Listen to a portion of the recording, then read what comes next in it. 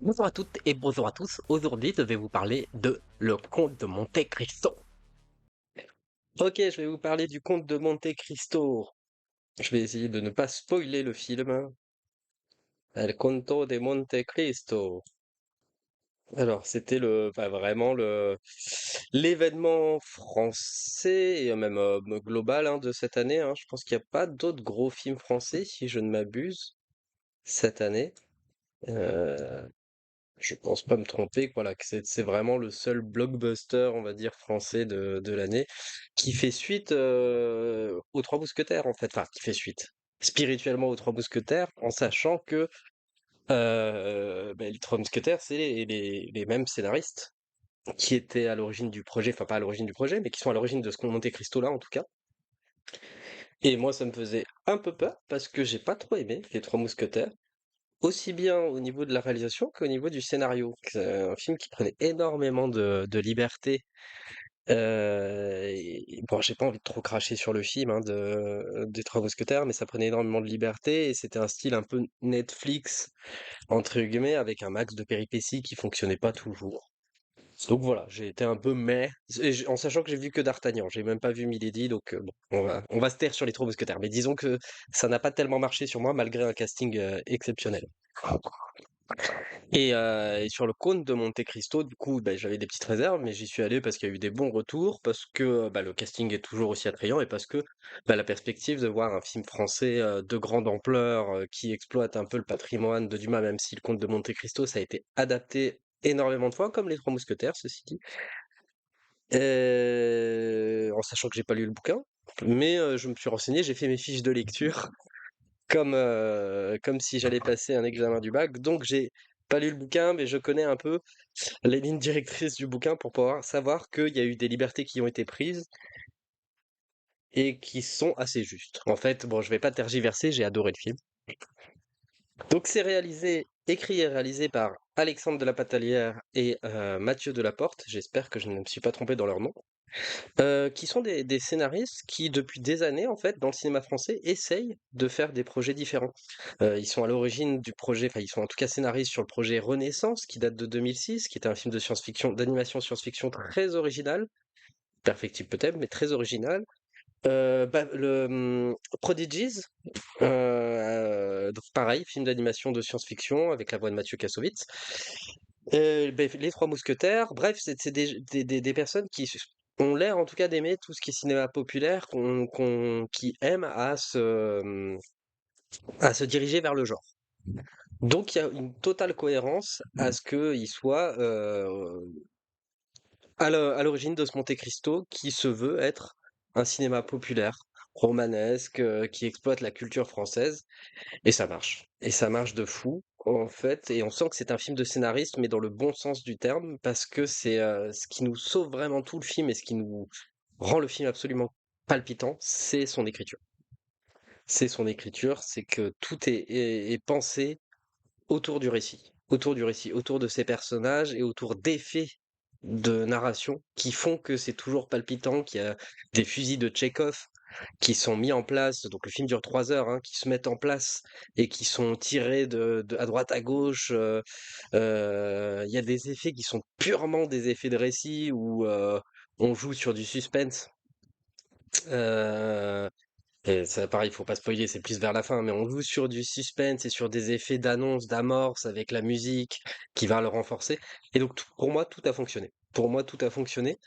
Même le casting de Pierre Ninet. Alors, Pierre Ninet, bon, qui est un comédien que je trouve, enfin, que j'adore, hein, comme beaucoup de monde, hein, que je trouve, c'est un des meilleurs de sa génération. Je le trouve beaucoup trop jeune pour jouer Edmond Dantès. Surtout par rapport à l'histoire, c'est-à-dire que si on se réfère un peu à tous les panneaux, etc., Edmond Dantès, il doit avoir 45 ans, hein, 45, 50 ans même. Pierre Ninet ne fait pas 45, 50 ans, il ne les a pas. Et pourtant, son interprétation et son écriture fait que ça fonctionne. Fait que ça fonctionne et qu'on croit à son personnage. Il arrive à le rendre ambigu, à refaire ressortir son ambiguïté sans jamais le rendre ni détestable, C'est un peu héroïque quand même, hein, genre on l'aime ce personnage d'Edmond Dantès, donc mais en tout cas à frôler avec le côté borderline, du personnage et calculateur, machiavélique presque, hein. Il a un fonctionnement machiavélique pour, aller au bout de sa vengeance et ça n il n'est jamais détestable. Il est même, enfin on l'adore en fait, donc ça c'est très fort. Il y a une scène avec Anaïs Desmoustiers où, qui joue, Mercedes, j'ai pas pitché le film. Waouh, j'ai pas pitché le film. Qui joue Mercedes, donc c'est son ex-fiancé et qui semble reconnaître Monte Cristo derrière son déguisement. Donc c'est pareil, le maquillage qui est vraiment techniquement extrêmement bien fait pour changer un peu le visage de Pierre Ninet, c'est juste Pierre Ninet avec un gros nez et avec des joues un peu plus grosses, donc et les cheveux un peu plus longs, c'est tout. Mais alors techniquement, le maquillage est très bien fait. C'est juste que je pense que surtout que c'est des années après, n'importe qui a connu le personnage d'Edmond Dantès avec le physique de Pierre Nitet de base reconnaîtrait complètement Edmond Dantès avec ce masque. Mais c'est de la fiction et le récit l'emporte. Là, il faut faire preuve d'une suspension d'incrédulité.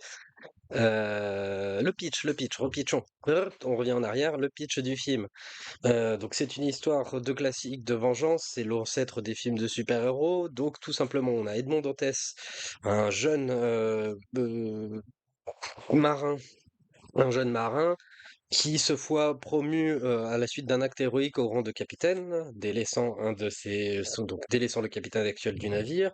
Il va pour épouser sa fiancée secrète, Mercedes. Donc tout va bien pour lui, là, il est promu à une belle carrière et tout ça, et que ça attise des jalousies, et surtout il sait des choses qui mettent en péril certaines carrières ou quoi que ce soit, donc il est sacrifié par trois personnes. Il est accusé à tort et enfermé dans la prison pendant une bonne quinzaine d'années, me semble-t-il. Au bout de cette prison, il va rencontrer l'abbé qui va lui enseigner toutes sortes de choses, de culture, qui va voilà, le former en quelque sorte, et surtout lui indiquer où se trouve un trésor, donc un trésor qui va lui donner des ressources illimitées. Donc il a tout le temps pour organiser et manigancer sa vengeance. Donc c'est la vengeance de Monte Cristo. Donc il arrive à s'échapper de l'île et en son retour, il se transforme en une sorte de Batman machiavélique qui va mettre ses pièces en marche pour mettre à exécution, littéralement, sa vengeance envers les trois personnes qui ont gâché sa vie. Et tout le film s'est construit un peu comme un film de casse. En fait, c'est un film de casse où on voit les pièces qui se mettent en place. Donc il y a une première partie très claire, c'est l'introduction. La deuxième partie, c'est son retour où là on met en place tous les enjeux, toutes les informations dont on a besoin pour comprendre pour deviner en tout cas quel va être son plan. En fait, il faut déterminer un peu quels sont les rôles de chacun et qu'est-ce qu'il représente dans sa vengeance, pourquoi, quelles vont être ses motivations justement pour savoir qui mérite de vivre, qui mérite de mourir. En gros, hein, c'est même pas, c'est même au-delà de ça. Mais en gros, c'est pour mettre sa vengeance comme ça. Et donc la deuxième partie, c'est ça. Et chaque scène, en fait, c'est ça qui est fort dans ce film de 3 heures et dans ce récit par rapport à d'autres, sans les citer, mais par rapport à d'autres œuvres, justement, bon, si, on peut le citer, Les Trois Mousquetaires, mais par rapport à ça, je trouvais que justement, il y avait une intelligence et une efficacité d'écriture qui était remarquable, parce que chaque scène sert la suite. Chaque scène avance un pion sur l'échiquier, et ce qui fait que c'est toujours captivant et on ne sait jamais comment la vengeance de Monte Cristo, du coup, va se mettre en place. Donc il y a toujours ce suspense-là qui te tient en haleine, où tu as suffisamment de d'éléments mis en place pour que ça te mette en attente, pour que ça te captive. Il y a suffisamment de choses qui nourrissent les personnages, y compris les personnages secondaires. Bon, Monte Cristo recueille deux orphelins ou deux, oui, deux orphelins, en tout cas deux enfants abandonnés, qui sont eux-mêmes victimes des mêmes personnes que lui. Alors le rôle d'Haydée est un peu moins bien défini que le rôle J'ai oublié son nom. Oh, oh, oh, oh, oh, de l'autre orphelin recueilli par Edmond Dantès. Mais on comprend quelle est leur place un peu dans cet échiquier.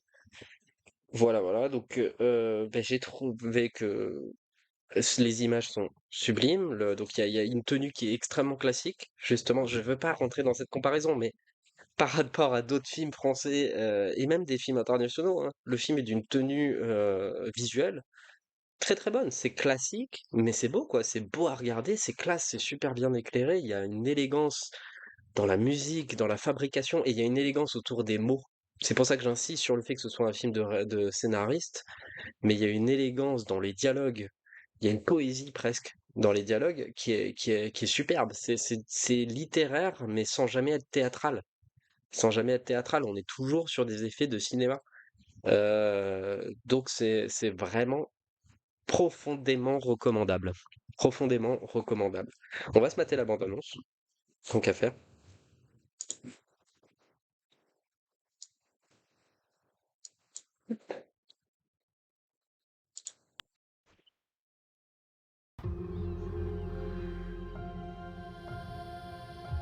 Il y a des années, j'ai aimé une jeune femme que j'allais épouser.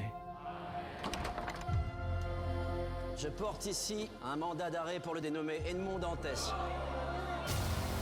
Si Dantès nous a trahis, alors qu'il est le sort des traîtres. Je suis innocent!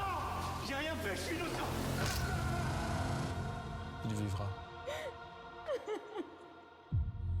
Et pour tout le monde, il sera mort.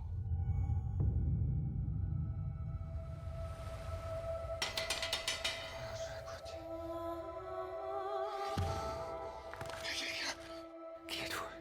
Je suis l'abbé Faria. Edmond, je te porte les plus grands trésors que la terre ait jamais portés. Et je sais où se trouve le trésor. Mais que feras-tu de cette fortune? Feras-tu le bien ou laisseras-tu ton cœur s'emplir de haine? À partir de maintenant, c'est moi qui récompense. Et c'est moi qui punis. Qui êtes-vous? Je suis le comte de Monte Cristo. Nous prendrons tout le temps qu'il faut pour être prêts. Prêt à faire quoi? À se venger. Chérie, je te présente enfin le comte de Monte Cristo. Albert, que sais-tu de cet homme? Je me méfie de tout le monde en général et des étrangers en particulier. Je saurai qui est ce monsieur Monte Cristo. D'où il vient? Où il va? Vous n'avez donc aucune pitié? Et eux, un civil pour Edmond Dantès. Moi aussi, vous êtes prêt à me sacrifier pour votre vengeance? Ce n'est pas de la vengeance, c'est de la justice. Si je renonce à me faire justice, je renonce à la seule force qui me tient en vie.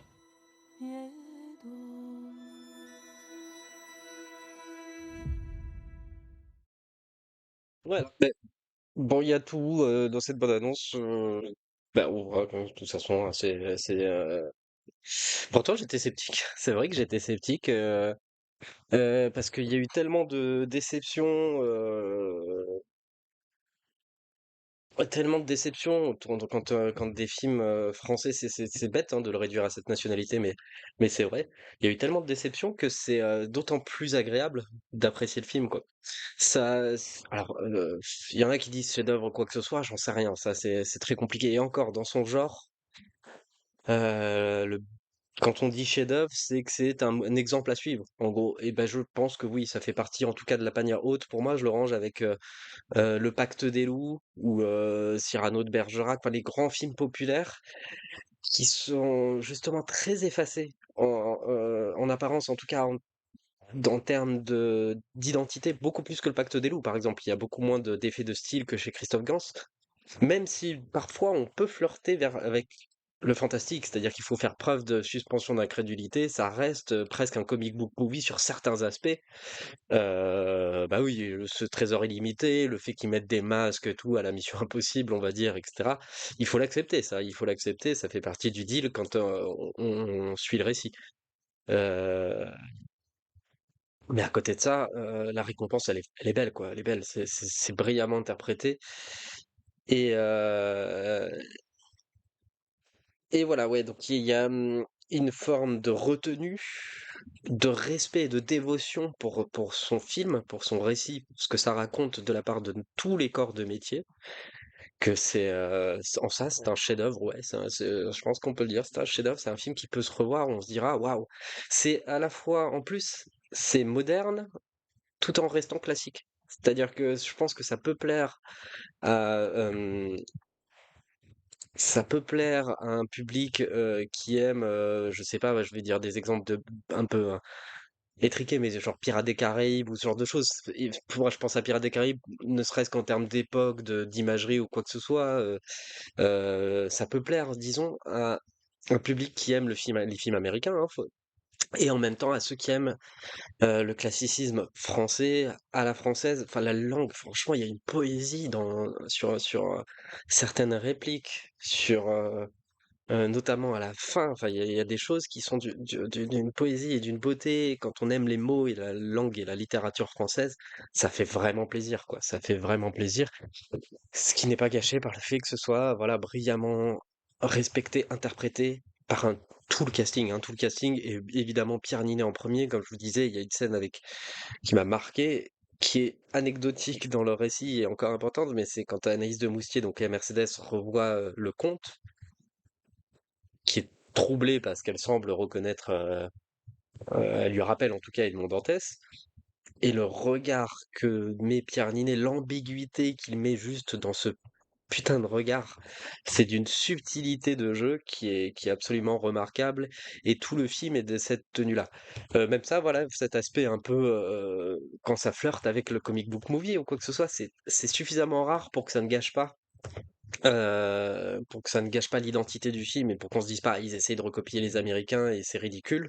C'est suffisamment rare pour que ce ne soit pas ridicule et pour que ce soit précieux pour qu'on se dise: «Oui, ça existe dans le film». Il y a ce côté-là, voilà, il y a ce côté aventure, il y a ce côté, grandiose, romanesque qui est assumé, et donc ça fait plaisir. Donc voilà, bah, je vais m'arrêter là, je pense, hein. Je pense que, là, je risque de trop me répéter par la suite, mais je ne saurais que trop vous recommander, en tout cas, d'aller voir, ce Comte de Monte Cristo qui, heu